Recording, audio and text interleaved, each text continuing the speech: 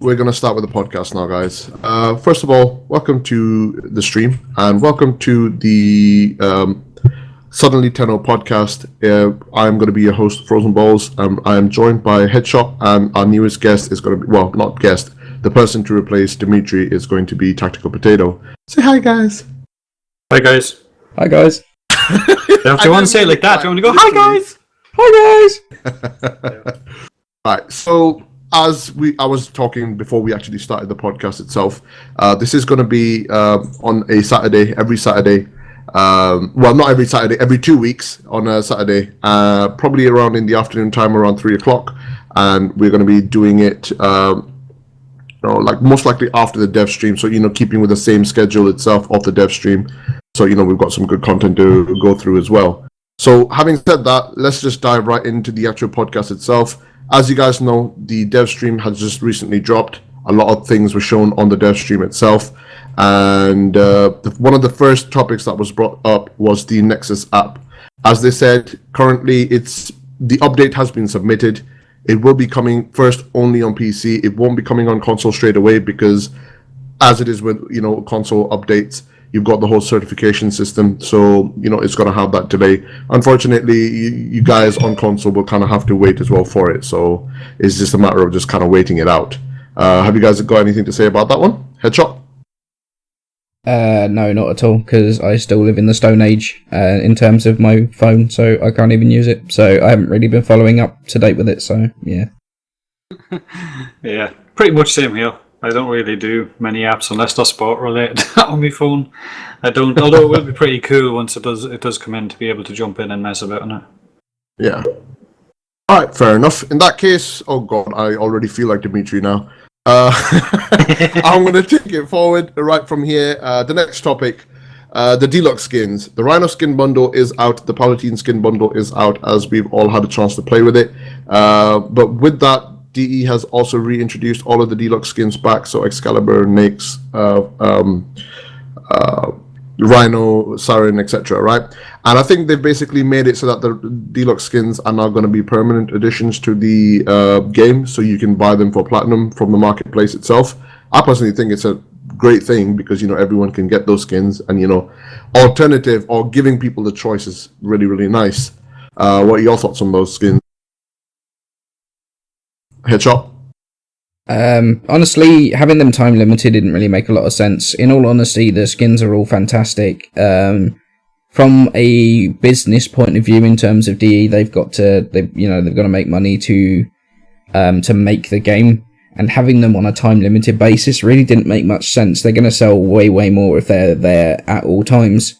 But the skins themselves look absolutely fantastic. Like, I love the way they look. The Rhino one is incredible until you activate Iron Skin and then you hide it all. And we've got Banshee that they teased on the dev stream is actually being worked on at the moment, so I'm super hyped for that. I think it's a great thing to have them in, because I guess that new source of revenue that they're going to be getting might have been a key factor for them to change things like Revive 2.0, which means they're not looking for Platinum for those, which means they're looking for instead for with the skins and that. And it's better for the guys that didn't get them, although I know a lot of guys that did get them and probably didn't want to see them again might be a little bit salty, but screw those guys. So I guess it's a good thing. It can really be a good thing for the company and for the game as well to see more people running around in better looking skins. Means there's more choice in terms of the way your Warframe actually looks, and because you've got the base Warframe. Most of them have got primes. Then you've got the immortal skins, and then you've got the deluxe skins as well. There's so much choice and variation you can have with your frame now that it just makes everything like it's very, very rare to see two people with exactly the same like Rhino or Siren or whatever right now. Yeah, it's really unless they've got kind of Iron interesting. Skin, in which case they all look the same. That's true. Alright, fair enough. Oh god, Dimitri, what have you done? Alright, so next topic, guys. The Mag Prime, as we saw on the dev stream itself, it's been PBR'd. I'm sure you guys, everyone have already seen it who watched the dev stream, and it's looking really, really good. speaking on the topic of PBR, there are a few other items that are being PBR'd as well. So like the regular vote will be PBR'd. And I think in terms of what else is being PBR'd, they didn't really go into too much detail about what's being PBR'd. But, we all saw the mag. How do you guys feel about that one? Potato? I think she looks good, if you can say that about Mag, but yeah. I think she looks really good. It looks a lot silkier and nicer, and I guess if your Mag is your main frame, then you're going to be hyped for when that comes in. That metal looks so shiny. Yeah. Like, it looked really, really good. She's needed PBRing for a little while now. She kind of has not really stood the test of time in terms of the way she looks right now. So she's badly needed PBRing for a while, so it's kind of good that it's actually finally happened. And Standard Vault was the other one they mentioned as well. Yeah, I'm definitely looking forward to them being PBR'd. I mean, at the end of the day, PBR is the way they're taking it forward, and the entire game is going to get PBR'd over time anyway. So I guess little by little they're going to do the entire game. So it's definitely going to look really, really good. All right, so next topic was the TennoGen workshop. This wasn't exactly part of the dev stream itself, but it is actually a major addition to Warframe, and it is a major addition that it's going to be something that is very, very important for us, whether people buy skins from the marketplace or not. That's not the point, but the fact that DE have taken the step forward and introduced a TennoGen workshop where the community at large can make skins or make weapon skins or Warframe skins and put them on the marketplace for people to use. I think that's absolutely fantastic, and that's another way for DE to generate some revenue as well back, which kind of gets put back into the game, and it's a way to giving back to the community as well. So I've been an advocate for TennoGen for quite some time, or the Steam Workshop for quite some time as well. And as people who watch my stream may already know that I've done game development as well. So being able to do this kind of skin customization and all that kind of stuff and make it available for people is awesome. What are your thoughts on this topic, Potato? I think it's great. To be honest, if you play other games where actually the player base gets to make content, it kind of thrives in games and makes the game look better because you're getting more play. Like it freshens up your Warframes, it freshens up weapons, it allows you to use them again because they look different. Well, that's the way I would look at certain Warframes. If you get bored using them and all of a sudden there's a new skin or something, then it kind of freshens it up for me. It makes me want to play that weapon again or play that frame again. Yeah, and the thing is, like, especially in the world of like online gaming and things, you will always have really fantastically talented artists that can promote their work. They've got something they can work towards, they can make a bit of money out of it. DE makes some money, the creator makes some money, but as a player you get to benefit some absolutely incredible looking skins. The first round of TennoGen skins are already in the game and they look incredible. The Sybaris one just blew my mind. And it's a fantastic way of giving back to your community via your community, and that is a really fantastic way of keeping everybody involved. And the only people, everyone wins out of this. There is nobody that loses out of this. It's a fantastic idea. Definitely. Plus the guys that create, like you get if you get your own thing in there, then that's revenue for you as well. So yeah, I think they're actually giving a pretty decent cut as well for like the players who actually create the content. They get a small share of whatever the item sells for, and I think so it's a nice way for them to make a bit of revenue for themselves as well. So I guess in that sense it works out really well. All right, so the next topic, by the way, guys. It is one thing which I saw on the dev stream itself. It is the new longsword stance. I'm sure you guys have seen it already. If you haven't checked it out, make sure you do watch the podcast, the dev stream as well, guys. But the new longsword that is coming in with the new stance and the new animations that are coming in, they look absolutely fantastic. Headshot. Yeah, it's definitely something that looks incredible. There's a lot of, in terms of the attacks, they're very flowing. They're very good looking attacks. There's a lot. Okay. There's a lot of. I'm sorry. Yeah. there's a lot of sort of very forward, very forward momentum in terms of the actual attacks themselves. There's definitely looking like, I don't know whether they actually showed any of the charge attacks. I don't think they did. But to be honest, I have to question whether the single swords was something that we needed expanding on at the moment. Because it's got to compete with some other very good single sword stances. Whereas some of the other classes that really are lacking in terms of, like the dual swords really need new stance, because both of the ones that they've got at the moment are kind of, they're subpar, they're not particularly good. I kind of wish they'd done dual swords, but since that's obviously not happened, that new single sword one does look really, really good. I just hope it's not going to drop some really ridiculous place. Yeah, I like the animations of the combos that they showed, the somersaults and that. And I think they also hinted at some kind of slam attack, didn't they? They said that there would be ragdoll there with it. I think Steve mentioned something about ragdoll being there, so that's always fun to see something flying across the map, so I look forward to seeing what that is. But like Headshot says, at least if they don't put it somewhere, it's going to be a ridiculous drop chance with a really, really long grind time, then should be good. But maybe some of the dual swords could have did it one as well. Yeah, that's definitely, it looks really good, and I do, kind of agree with you, Headshot, like in the sense that we already had a good stance, for long swords. We had Crimson Dervish, Iron Phoenix, yes, okay, it's not the best stance, but it is a decent stance. I really, really dislike the dual sword stances. I just find them very lacking, and I think they could have probably done with a newer stance as opposed to long swords. Long swords. But having said that, at the end of the day, it's a new stance, and I've seen the animations, and they look really, really fantastic, and I'm kind of looking forward to actually, getting it and trying it out and playing with it. So it should definitely be really, really nice. All right, so the next thing, there are two next things. The first one, clan downsizing is definitely coming in update 18, guys. Rejoice for the people who are stuck in big clans.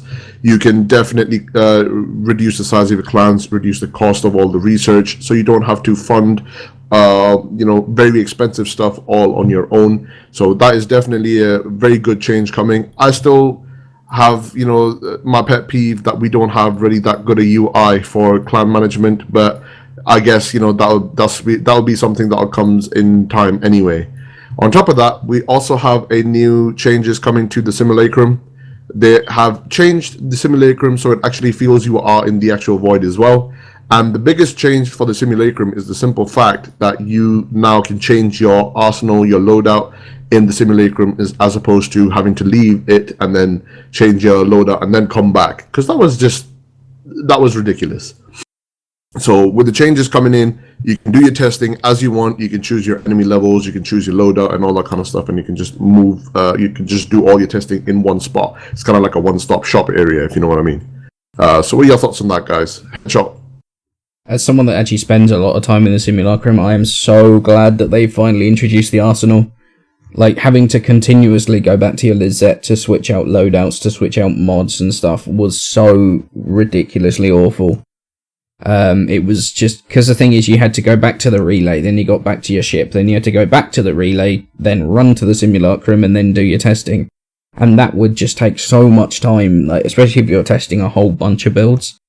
So being able to just finally just change your loadout in the Simulacrum is incredible. So good. And the fact it doesn't look awful anymore just looks terrible as well. It looks fantastic now. Beforehand it had that sort of, I'm probably going to, for me it's brown, a brown tint to everything. I don't know what colour it actually is, but for me it's a brown tint for everything. It's actually pink. Okay, we'll go with it. It had a pink tint to everything. So, it was just awful to, I never enjoyed, everyone kept wanting me to record in the Simulacrum and I never wanted to because it was just so bland and so boring. I might actually do some recording in there now, finally, because it looks really good. It also appears to be in the void from the background, so that could be interesting. Maybe small spoiler in there. Maybe. I wouldn't call it a spoiler because it was already showed on the not spoiler, but as in a hint towards something. Ah, yes. the fact that the Simulacrum's in the void. Maybe it's just them deciding that it looks like a cool background, but maybe I'm looking into it too deeply. But as someone that spends a lot of time there, I'm very, very happy with that.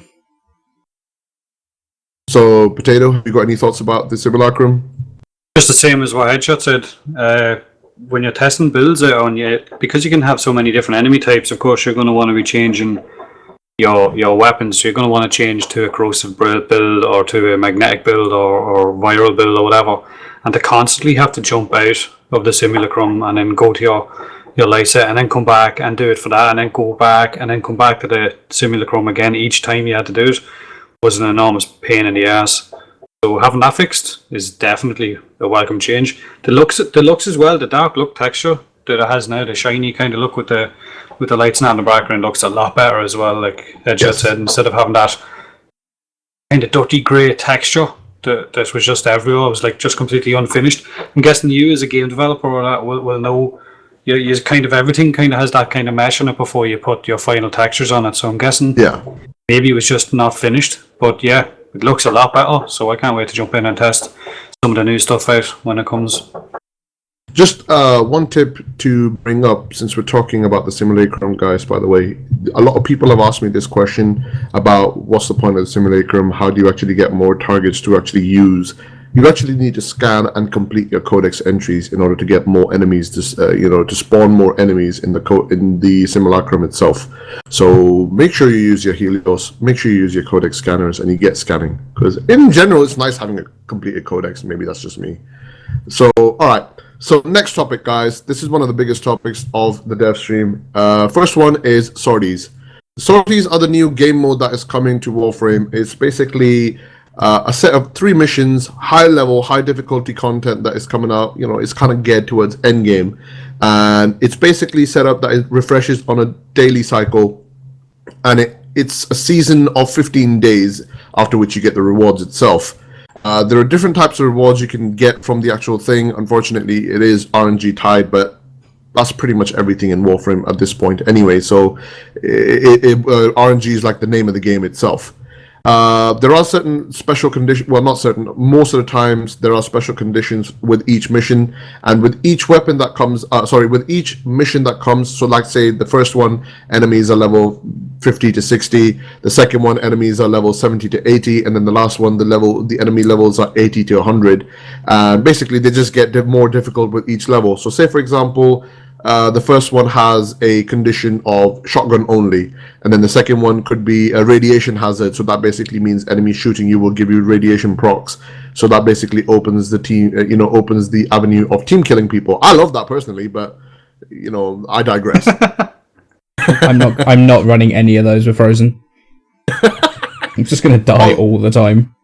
Yeah. Also, another thing that they did mention, from what I understand, is you don't have to play the missions every single day for the rewards, and they can be played with randoms as well, and they're not tied to being solo only. But obviously, this is geared towards endgame content. Because it's tied to endgame content, you can't take an unranked frame, and it's the minimum mastery required is mastery rank 4, and you need to have a rank 30 weapon and Warframe in order to do it, as far as I understand. So yeah, having said that, now what are your thoughts on this topic? Headshot. It's probably one of the most important things I think that the game's done for a long time. Once you go past the start map, in terms of if you want an actual difficulty, you've got to go like an hour into certain survivals. Having something like, it's only 3, it's 3 missions a day, and as far as I understood, once you complete them, you can't then replay them.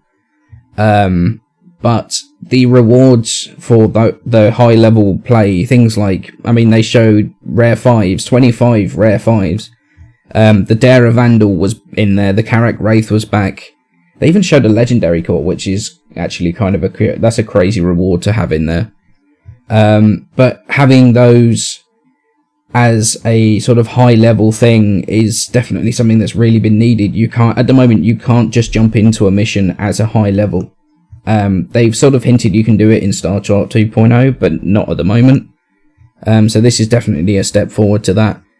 I do hope that they don't go overboard with some of the conditions, though. because some of them before, had like level 100 Grineer and it was melee only, and it just became a massive spam of like crowd control. So there needs to be a sort of balance between forcing everyone to go into a group with a huge amount of crowd control and actually it being a fun, challenging thing. And obviously the radiation procs actually will stop that massive amount of crowd control because you'll just crowd control yourself. So, definitely. It's definitely going to be something good. I've talked about in the other podcasts about having like your actions feel like you're actually having an effect on the world as well. And it basically, I remember them saying on the dev stream that basically the missions are going to come directly from Grineer and Corpus bosses. So it definitely feels more like you're actually involved in the universe, like you're actually, like your missions are doing something against someone rather than just being completely random, disconnected missions that make no impact on anything whatsoever. So it's definitely the thing I'm most interested in, most sort of hyped for, in all honesty, and I look forward to seeing how it's done. All right, that's good. Potato, have you got any thoughts on this topic? Yeah, Sorties, out of everything, I think, in the update, update 18, out of everything that we've been shown that's coming with the Frame and with all the weapons or hinted at and the changes, I think the Sorties are the one thing that I'm more excited about than any of the other stuff. I'm really looking forward to doing the higher level missions and having more of a challenge and more fun with some of the guys in my clan and that, and some of the guys in my TeamSpeak, so I can't personally wait for them. I'm not sure what way they're going to work with the actual rewards. Are they going to be like a random reward you get, or is it actually going to be a set reward? Because it did show the Dare of Vandal, but it showed like the Dare of Vandal blueprint, the Dare of Vandal barrel, the Dare of Vandal stock, like the receiver, all that. So is it going to be like, because it's on a 15-day cycle, does that mean that for the first 15 days you might get a chance of getting one or two of those items, like say for legendary core? So you won't definitely get that legendary core. Are you going to know what your reward is going to be at the end of the sorties, at the end of the 15 days or whatever, or is it just going to be something out of that pool of drops? Like, that's the one thing that I'd like to know. Yes. But yeah, I genuinely can't wait for it. I can't wait. The radiation thing, yeah, probably a bit like Headshot. A lot of guys in my TeamSpeak like fucking killing me, so I won't be doing it with them, and I definitely won't be doing it with you. I've seen what you do. But yeah, I still look forward to it. I think it'll be really good. One of them, I think the shown was like shotgun only, which I genuinely don't see being much of a challenge considering the buff they have, yes. The power the shotguns have at the minute, unless maybe they're going to tweak something else into that or tweak the shotguns down a bit or something. But I think anyone with either whether the Vico Heck or Sancti Tigers or even the normal Heck or normal Tigers would be able to breeze through those missions relatively easy enough, unless the mission, I guess, has a different parameter to it, where you're going to have no shield or no energy regen or something like that as well. But yeah, can't wait for them. Genuinely can't wait. I think in terms of the rewards, my only concern is, like you said, because when we saw it on the actual stream, like how it showed Dare of Vandal and then it showed 3 different parts. If the rewards are coming in every 15 days, then that's going to be a long wait to actually get one weapon. Because, if it's RNG tied as well, and you've got 4 different parts you want to get, and you have to wait 15 days each time for the rewards, I don't know how that's going to end up working out. So that's my only concern. Like, if the first 15 days you get the barrel, and then the next 15 days you get something else that's not, say, the Dare of Vandal or the Carcraith, you get something else, and then the next 15 days maybe it's a legendary core, and then the next 15 days is the next part of the Dare. Then you've only got 2 parts, so you could be talking 3-4 months before you finally get all 4 parts to build it, which might not make many people happy. Yeah, exactly. I sort of assumed that you got one of those items per mission, or maybe per day. I'm not sure. I guess that's something we'll just see when the update actually comes out. Then they weren't particularly clear on how the actual rewards are going to be given out. I assumed it was going to be either 1 per mission or 1 per day. Yeah, but if it's going to be a 15-day reward cycle, then you've still got the potential. The rewards change. Yeah, I mean, you still have the potential to end up with like no receiver after that 15 days, even if it is per mission. It kind of depends on the percentage. Right, kick in the nuts. Yeah, it would be, but let's be honest, we've all had that from Void. Yeah, Yeah, but imagine if that rotation didn't come back in for another 2 months, and you got like three out of 4 parts, and you didn't get the final one. You missed that one sortie because you were at work or whatever, school, and then you didn't get it, and then you have to wait 2-3 months. Yeah, you can already see the forum posts.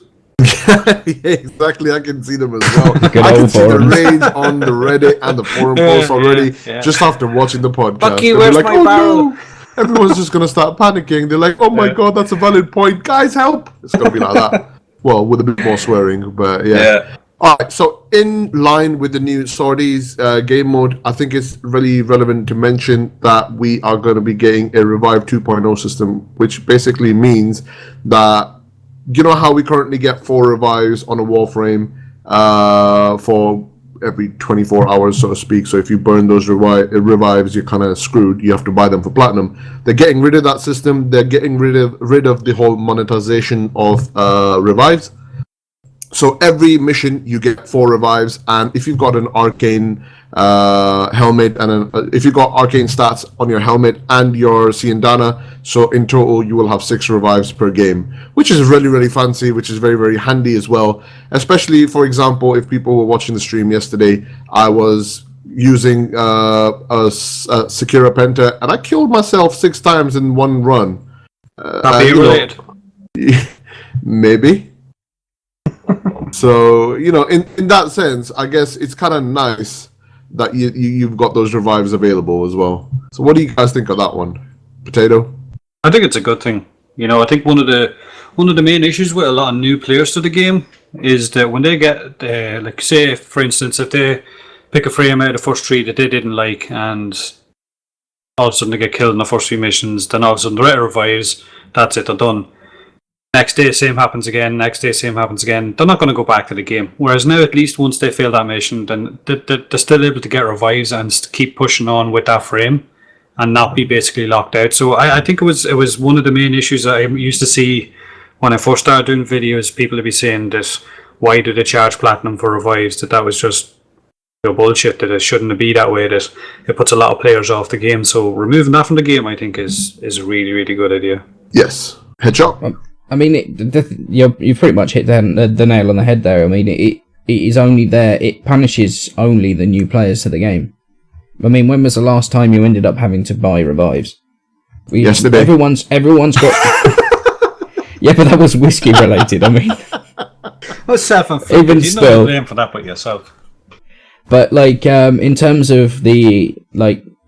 of your frames, I mean, all of us pretty much have got all the frames right now, and every single one of them has 4, 5, maybe even 6 revives, depending on the arcanes. So half of the time you can just switch to another frame and play something else.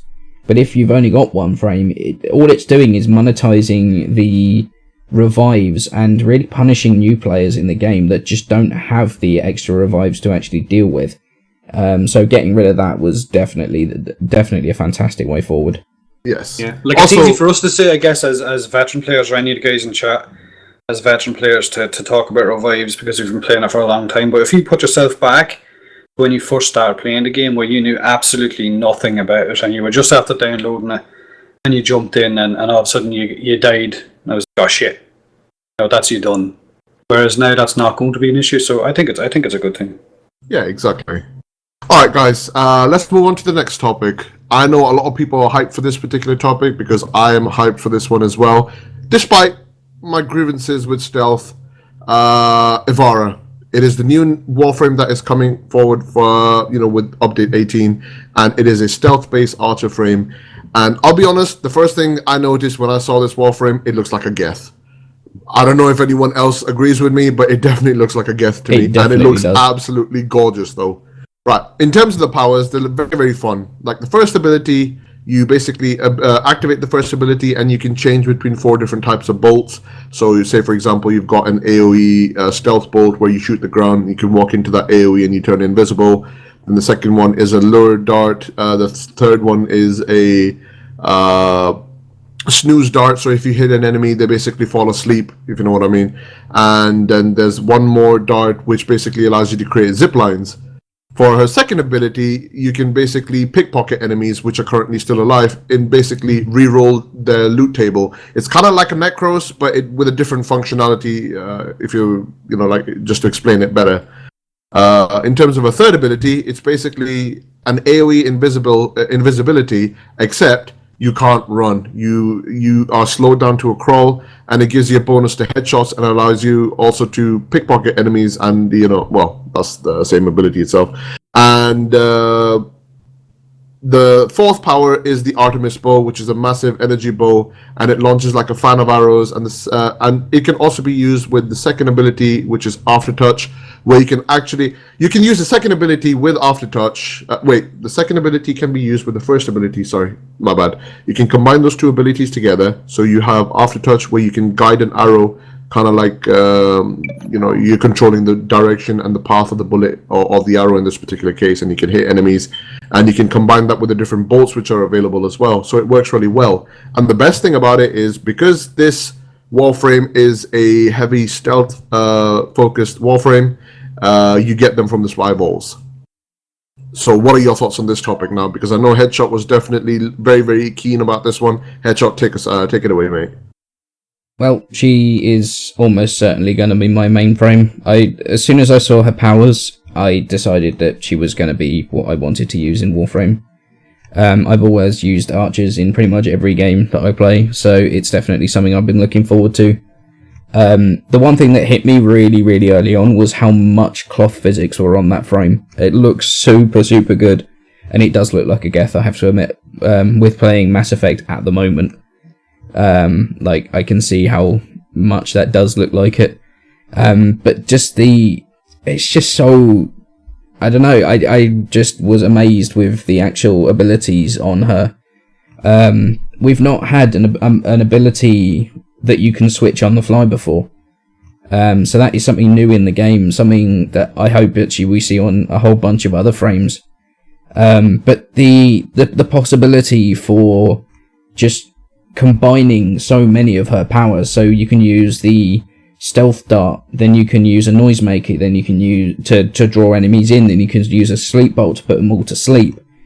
You can use zip lines to try and get to places where normally you wouldn't get to, or to provide new paths through things like spy vaults. I just think that she has so much possibilities, and there's so many possibilities for team play as well. Like, one of the things that hit me when I originally saw the powers was I thought she was going to be mainly a solo frame. I couldn't really see how she was going to work with other players, especially with like Aftertouch. Aftertouch was one of those things that I thought was going to be too slow in Warframe and wouldn't really have a place as such. But with the fact that you can control things like Toncore grenades, you can control the arrow from a dread, you can control potentially the glaives. They're not sure if that works yet, but hopefully it's going to. Those of you that aren't familiar with Aftertouch, it was something that it's actually like a callback to their original game Dark Sector, which you had Aftertouch in that game. You used to throw the glaive and you used to take control of the glaive. And it's something that is very, very, near and dear to DE's heart, and I'm glad that they're bringing it back into the game. As well as things like being able to cloak and steal loot off of enemies. I love that idea. Okay, so you move a little bit slower, but extra loot is always nice. Extra loot's always good. And then you've got Artemis Bow. The Artemis Bow just looks like so much fun. I can't wait to actually get my hands on her. For those that don't know how to get her, she's going to be in the spy vaults as well, which is something that I do a lot of. I do spy most of my time in Warframe, I guess, in terms of leveling. So, yeah, it's going to be definitely something that I'm super looking forward to. Like I say, she's going to be my mainframe for sure. Like the ideas of like just hitting people with stealth darts, or using Aftertouch to hit yourself with a stealth dart and stuff like that. Just there's so many possibilities with that frame. I can't wait to get my hands on her. Yeah, Potato, what are your thoughts on Ivara? First of all, the name. I like the name, but I would have much preferred Artemis. I know a lot of people would have preferred it to be Ivara, I guess, but Artemis was something that I guess maybe that's the only real archer out of lore that I knew, but Artemis was the name that I really liked the the sound of. Looks wise, like a Geth, I guess. Yeah, bit like Ash Prime as well. He's kind of got that kind of look as well. But the only thing I don't like about her looks is that floppy hat. The kind of mushroom looking hat. I don't really like the look of that box. But like Headshot said, skill wise, there's so many different potential ways you can roll or I guess whichever one of the arrows if you want to run with. I guess the lower arrow as we're calling it, the one that kind of attracts attention and enemies run to. Yeah. Imagine that with like a squad of guys with tonkors and that, the way you're going to get all enemies to be able to group up in one spot or get around that area. Imagine the damage you'll be able to do. So that with the stealth and being able to guide your arrows, now I think she's going to be an absolute phenomenal frame. I don't know if she's going to be my kind of frame, but I'm not going to bash her just because she's not. She is still looks like she's going to be an incredible frame. Like I like my tanky frames, so stealth frames aren't really tanky, but yeah. Can't wait to see her. But like I said, sorties are still the main thing I'm looking forward to. I think Muse brought up a good point in the stream, asking whether the new frame can roll during her super slow stealth. I haven't actually talked about it, and they haven't really showed anything regarding which suggests that it can roll. And they may have already thought about this, but they might not actually let you roll when you are in stealth. It might break the stealth, mainly to mitigate the simple fact that if you can't run fast, you can basically just roll forward to keep that same momentum, and you can just keep that fast traveling. So perhaps you can roll, maybe you can't. I guess we'll see when the actual Warframe comes out itself. Yeah, well, the thing is, you say that, but you can roll when you're in Peacemaker. You can roll when you're doing the Petrify on Atlas. So honestly, I don't see why not. Cloud Walk as well.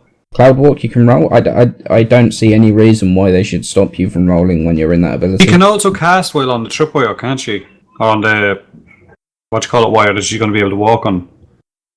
I think so. Did they say that in the dev stream that she's going to be the only frame so far that can actually cast while on top of that, but they are trying to change that so his other frames can do it as well.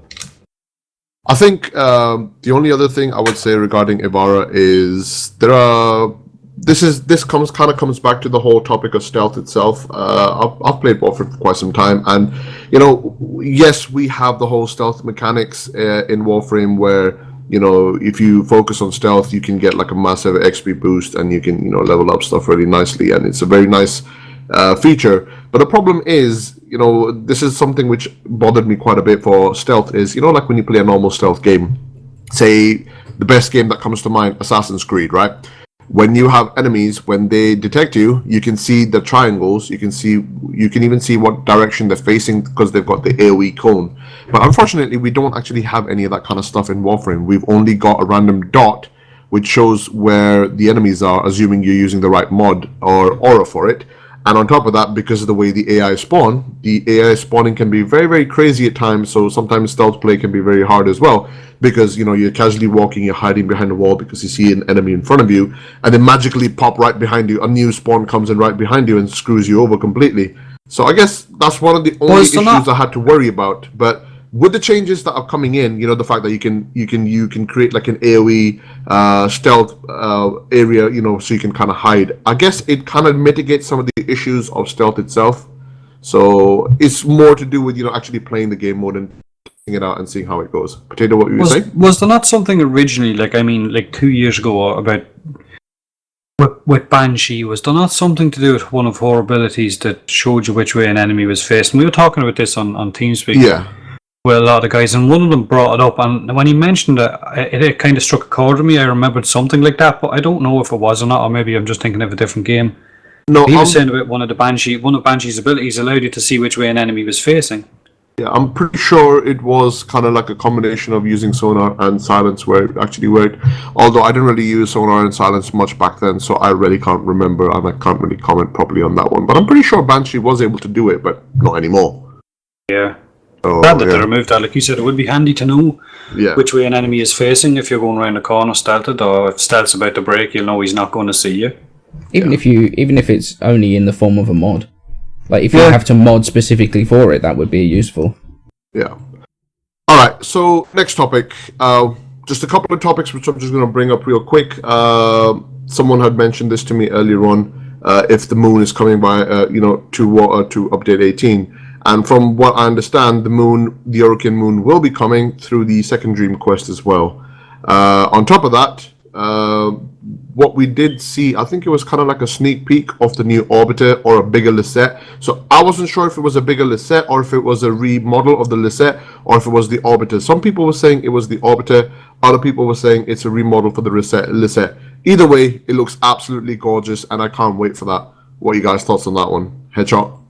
Well, there was another ramp that was slightly hidden in that teaser, which might actually have been to go down towards the Orbiter. Even if I still don't think all of the arsenal and all that is still in the. I don't think that's in the Lisette. I really don't. Yeah. Because if you look at the extraction of a mission, it doesn't look big enough to have your Kubro and all your arsenal and all that in there. So I think we've had the Orbiter kind of all along, just that we didn't really know it. But even still, there was another ramp that looked like it might go down to the other Orbiter, if that is indeed the Orbiter. So, well, I guess we'll see. It was a very hidden little sort of teaser type thing, sort of hidden in amongst everything else, but it should be good. Alright, Potato? What are your thoughts? Yeah, I like the fact that it looked more spacious, looked bigger, more room for me to put all these fucking hydrate nuggles that these guys keep sending me. But it definitely looked a lot nicer than the kind of small, compact what we have at the minute. So definitely one to look out for, I guess. Yeah, I think. I was going to say just quickly. I have to admit, I hope that with the fact we've got different landing craft now, I hope that we get different interiors. Yeah. So if you have a Lisette, it would. Yeah, maybe, but I just would like to see a different interior from the Mantis to the Lisette. It's not an important thing. Yeah, it's not an important thing, but it's definitely something that I think would increase immersion a little bit more. Alright, okay, so onward to the next topic. This is going to be a quick talk about the sentience. Again, someone mentioned the sentience on the stream yesterday, and I think the generic response was that sentience, yes, they will be making a entry into Warframe, but it's not going to be like the bam in your face kind of Sentinel. There's just going to be kind of like a slow introduction, kind of like working in the shadows, kind of like a sleeper agent, and working along like that kind of sense. And it's going to be a gradual introduction, and they will become part of the Warframe, and at the end of the day, they are going to become one of the main factions as well that we will be fighting, but kind of slightly more towards the harder factions in the game itself because of how they're going to introduce it. So in terms of sentience, yes, they will be making an entry. So just kind of wait it out. Regarding one of the other major changes that is coming forward is the new login screen. So we currently have a sort of broken. I won't say broken. It's kind of lackluster login screen right now, where we kind of get the same rewards over and over, where it's like weapon XP or Sentinel XP or maybe a pistol blueprint or some other kind of blueprint, and very rarely you get like one of the platinum rewards, like the discount rewards or former blueprint or built former, I think it is. So with the changes coming in, it's basically going to be made so that you've got more consistent rewards and different kind of rewards from what we currently have. And on top of that, it also means the higher mastery rank you have, the higher chance you have for more rarer resources. So for people who complain that there's no reason to actually rank up your mastery rank, you actually have a reason to do that now. So say for example, a new person plays Warframe and they log in for the first time and they get they've got mastery rank 1 and they get say an Hurricane Cell. Just as an arbitrary value right now, with me being mastery 21, I'm more likely to see a pack of rare 5 cores as opposed to seeing one Hurricane Cell. So the higher mastery rank you are now, the more likely you are to get more rare rewards as well. What are your thoughts on this, Potato? It's a good thing, isn't it? Anything's better than some of the crap we kind of get at the minute when we log in, I guess. I'm fed up getting like GOG and Prince or any of the other ones that you get. I honestly, I don't get any platinum ones or anything like that. I don't get any of the discounts. It's all just secondary experience and things like that. So any of the login rewards that we get, definitely a good thing. I like a lot of the change that's coming in up to 18. Like that's definitely one of the good ones. Yeah. Are you saying you don't need your Sentinel item XP? I do, yeah. I need it for that carrier, that scrub carrier. Putting the 100th former on your carrier, aren't you? And Chuck, what's your thoughts on that one? Pretty much just the same. Anything's better than what we've got at the moment. The fact that we've got like Glaive blueprints and Gorgon blueprints and just the amount of like XP and stuff. Like some of the actual reward sounds amazing. I mean, there's going to be a login reward weapon like that you can only get through login rewards. Not sure how I feel about that yet. Whether it's going to be like a milestone thing, whether it's going to be an RNG thing. Hope machete. It's not RNG because the machete. Like I hope it's not going to be RNG because otherwise, like you end up like never getting hold of it. Because I mean, you know how it's like.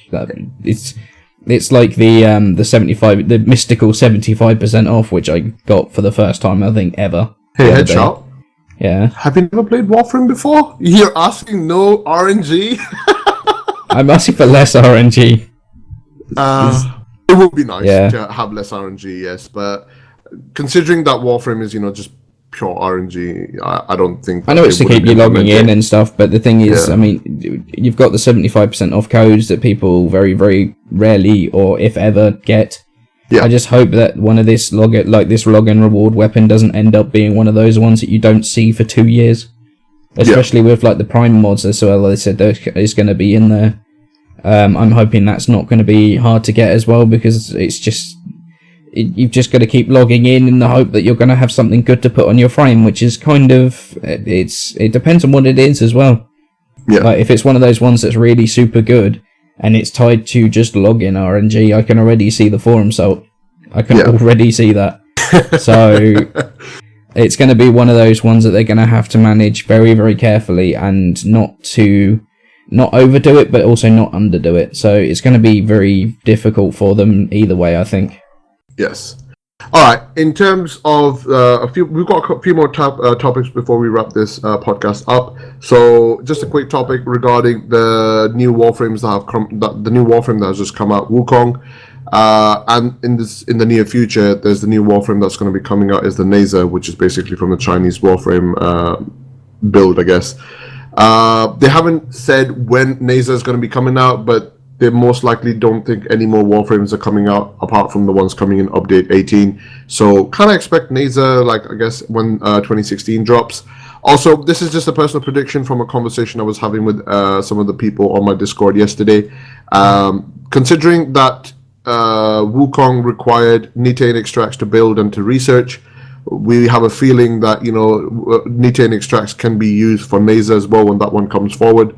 So if you're doing any research for Wukong and once you finish it, I would highly recommend just stock up on a bit of Nitane just in case if Nezha does require it as well. No, I think that's my data mine, doesn't it?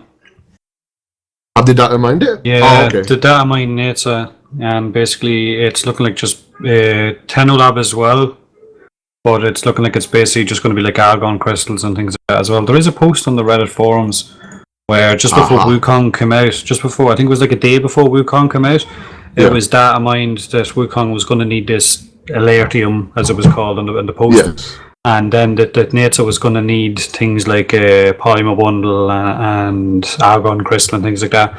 So there was no mention of Alertium with Nezha for that. But that's not to say that that'll change by the time she actually... he actually arrives, Yeah. Alright, fair enough. In that case, well, there you know what's coming regarding Nezha. Expect it in early 2016, guys.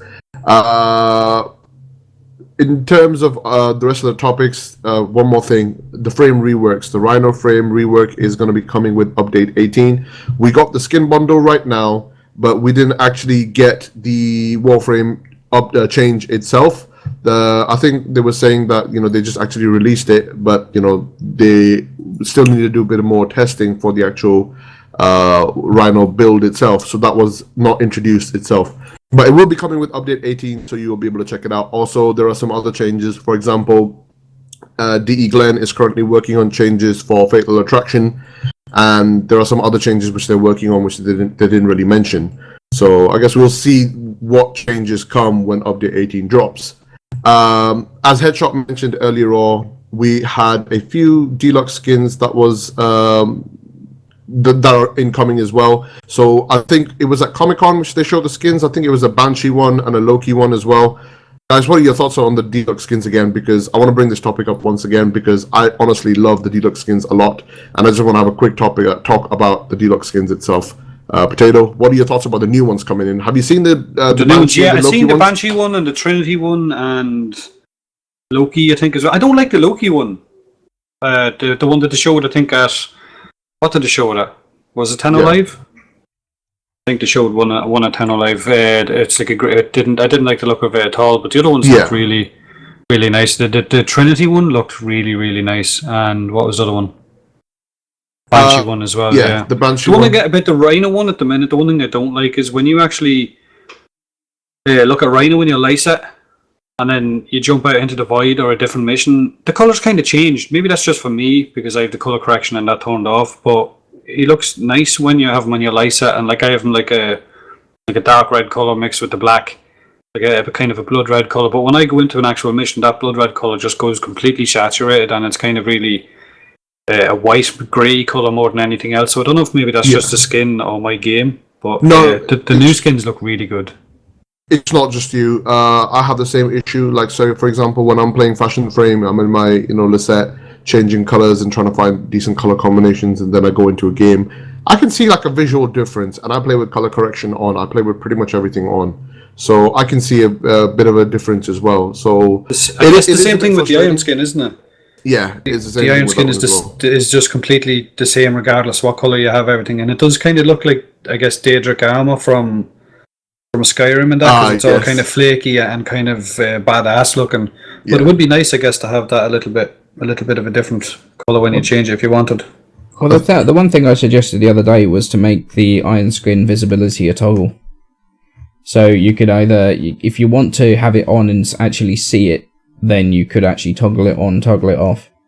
Because you put in so much effort into colouring, well, some people put so much effort into colouring all of these brand new skins, and then as soon as you cast iron skin, now you can't see them anymore. So it would be actually quite nice if you could just toggle visibility on iron skin on or off.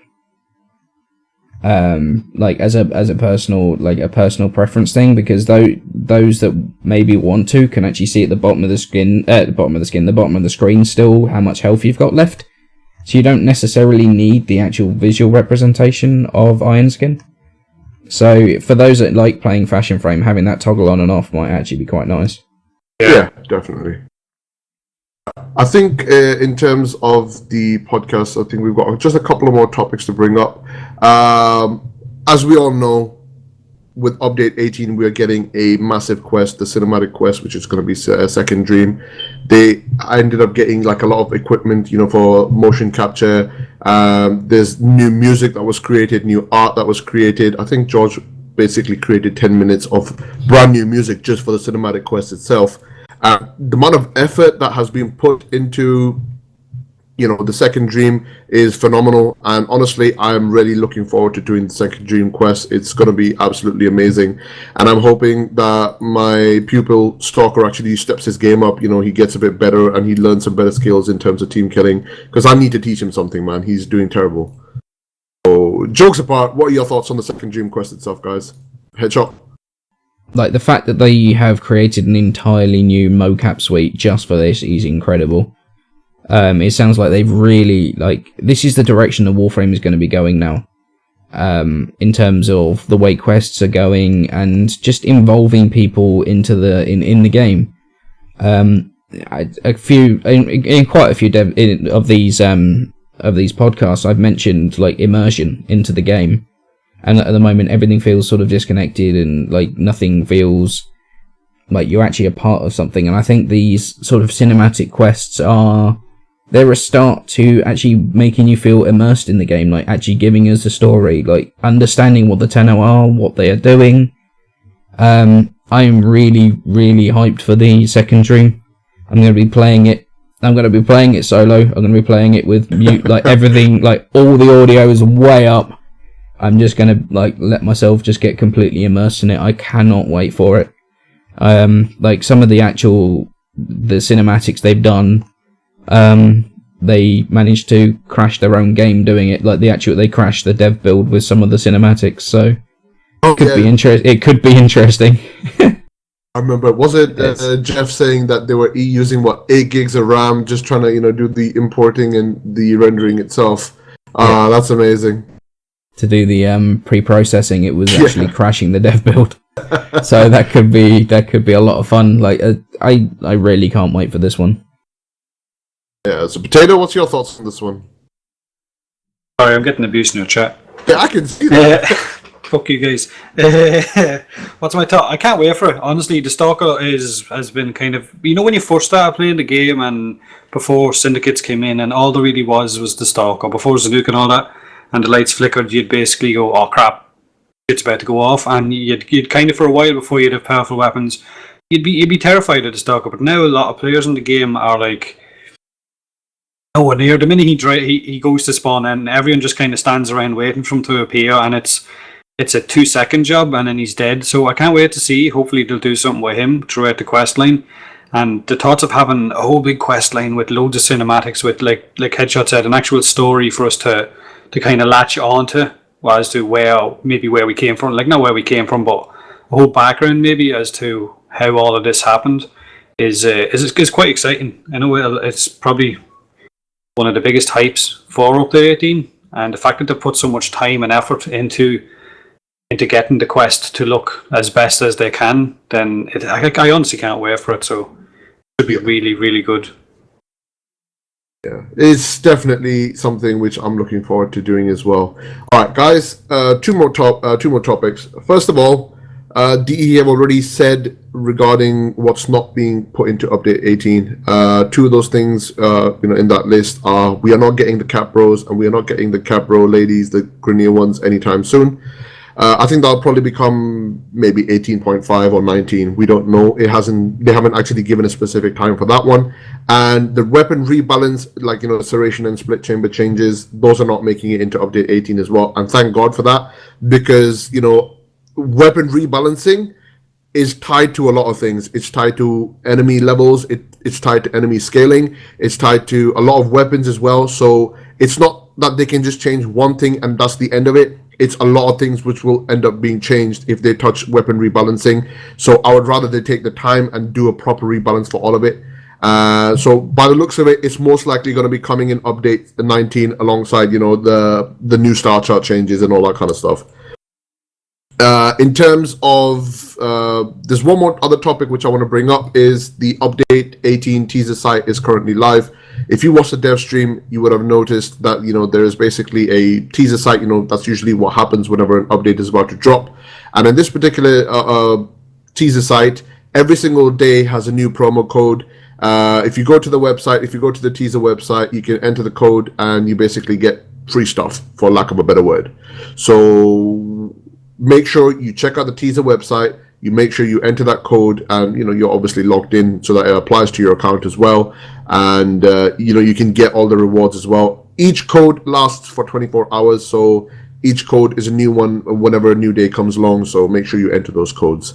Is there anything else you guys would like to bring up? Potato, Headshot. Oh, just what I said in TeamSpeak there in the text.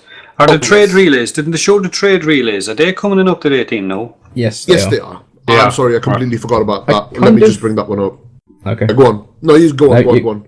I was going to say, the trade relays pretty much are just relays where they are slightly more derelict. They're completely independent of the other 3 relays that we've got, but they are just so you can go there to do your trading. They look fantastic. I kind of wish and hope that they are going to be applied to the rest of the relays, because that Oberon statue looks incredible. As soon as they went into that room and just saw the Oberon statue in the middle there with the trees and everything, it was so good. I'm just hoping that they apply that to the other relays as well, but it's definitely a step forward to hopefully getting rid of the horrendous trade chat. Yeah, I don't know if they will either, though, will they? If there's only going to be 50 people per trade chat. Yeah, and that's the thing. Per trade relay, then, yeah.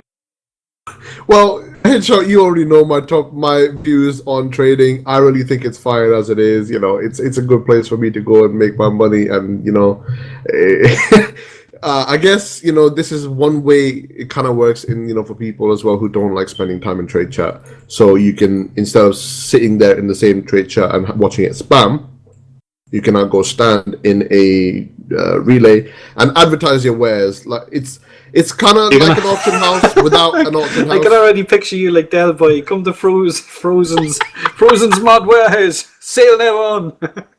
Yep.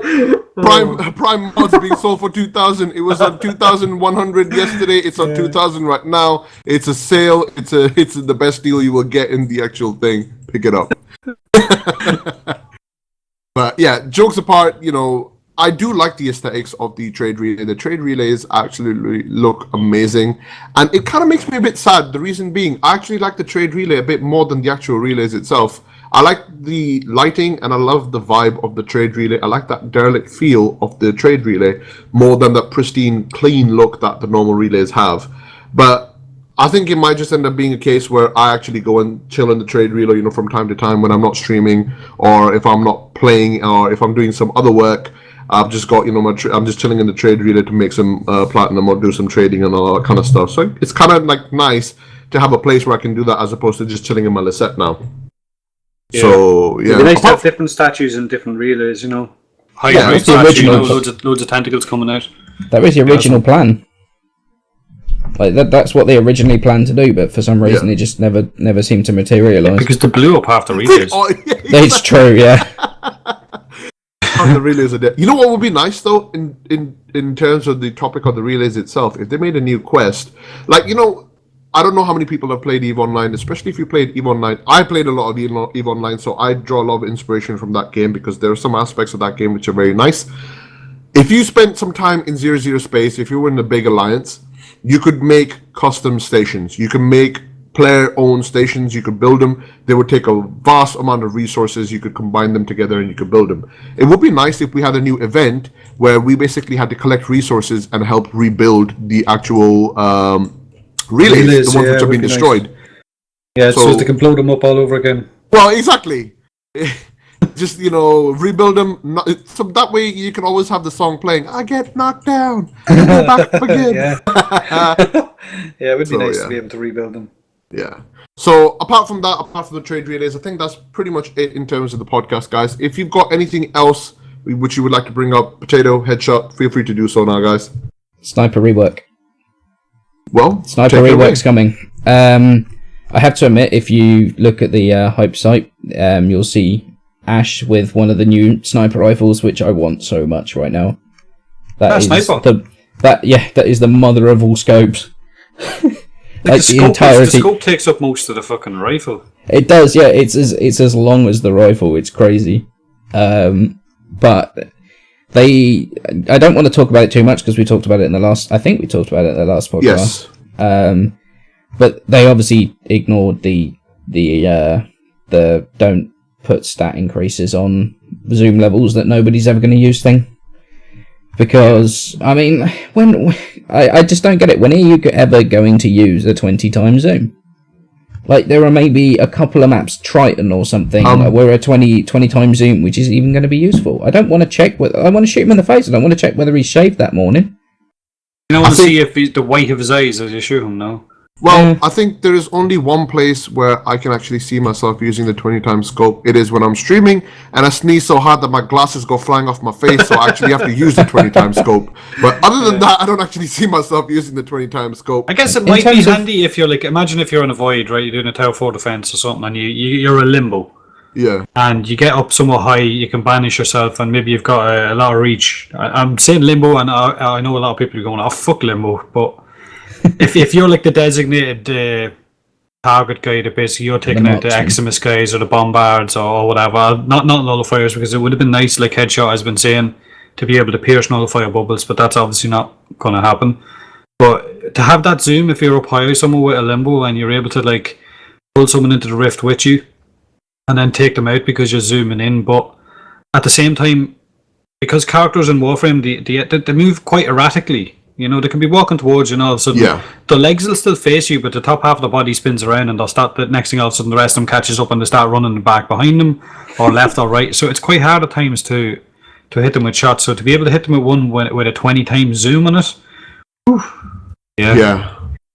But the problem is, like, unless you're in that position, essentially you've just punished the people for your choice of tile set.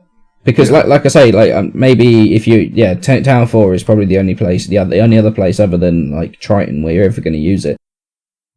Because obviously you can shoot all the way down from the pod towards those, like that revolving door, and you can use the 20 times zoom then. But other than that, it's just going to be Triton, like that tile set where you can use it. And I just feel it punishes people for their choice of tile set, which is kind of crazy. Yeah. But yeah, I don't want to go too much into that. I still think they should be able to pierce nullifier bubbles and I think that would be the best thing for them. I think that would make snipers so fucking usable, and it actually make people want to use one. Yeah. You know, if you can pierce those bubbles. But right now, in our like super long run stuff, when we're doing like 100 wave Tower 4 defense and stuff, having one guy with a sniper rifle able to pierce those nullifier bubbles would be fantastic. Like, I know every group will take at least one sniper. Exactly. And have insanely, like said in the chat, insanely high punch through. Yes. I am an advocate for punch through. Headshot knows this by now. I say everything should have punch through. Even Warframe should have punch through. Loki should have punch through when he's doing his disarm. I don't care. Everything should have punch through. I love punch through and everything. So as far as I'm concerned, you know, sniper rifles should have innate punch through. They're high-powered rifles. Some of them do a lot of damage. Well, the Lanka, yes. The Lanka does. The Snipetron Vandal definitely does. Yes, but it doesn't actually pierce the nullifier bubble, though. So that's true. Like in that sense, that needs to be. It needs to be a thing. That definitely needs to be a thing. I just don't. It needs to have a role, and that's the problem. Like at the moment, the bows are so powerful they take over the sniper rifle's role. Yeah, and that's what the problem is with them. Like the biggest problem. Right, I guess in terms of the podcast, I think that's pretty much it, guys. Is there anything else you guys would like to bring up, which I may have missed, or may not missed? I don't know. Headshot? Potato? No, I'm alright. That statue you showed at the start that had the giant erection. Let's discuss that. Let's discuss that.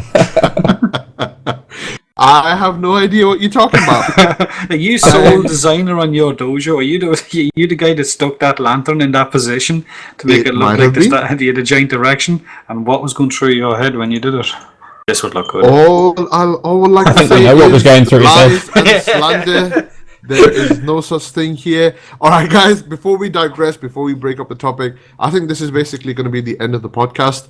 Thank you very much for being here for the podcast, guys. Couple of announcements real quick. Because Dimitri has given up his spot, we have a new member who will be doing the podcast, which is going to be TacticalPotato, as you guys have already heard. And we will be doing the podcasts on a fortnightly basis, so every 2 weeks on the same rotation as the dev streams. So on Wednesdays at 3 o'clock in the afternoons, GMT, is when we're going to be doing the podcasts. I will most likely be streaming anyway. So I'll just cut from my Warframe stream to the podcast and then continue doing my normal stream as well. And I think that's about it, really. And we definitely will be keeping that we'll be maintaining that schedule. So make sure if you want to check out the podcast as well, you check it out on, every fortnightly basis. On top of that, if you haven't already checked it out, guys, make sure you check out Tactical Potato's YouTube page and, Headshots as well, and my Twitch page. If you haven't already subscribed, make sure you, like and subscribe, as they say. And we will see you in the next one. Just a quick little announcement from me as well. I think I'll also plug Frozen's channel. I think we're pretty much going to be streaming quite a lot after U18. So yeah, definitely keep up to date with that as well. Follow Frozen's Twitch, and yeah, we're probably going to be streaming quite a lot after U18 hits. So yeah, it should be a lot of fun. Are we doing the circle jerk now? Circle jerk. Alrighty then. I think that's pretty much it, guys. I'm going to end the podcast here. And again, thank you very much for being here. Oh, one more thing. Headshot will be uploading this to his YouTube account, to his YouTube channel. So make sure you check out the podcast there as well. If you haven't checked it out, spread the message far and wide. And we'll see you in the next one. Thank you. Bye-bye. See you next time, guys.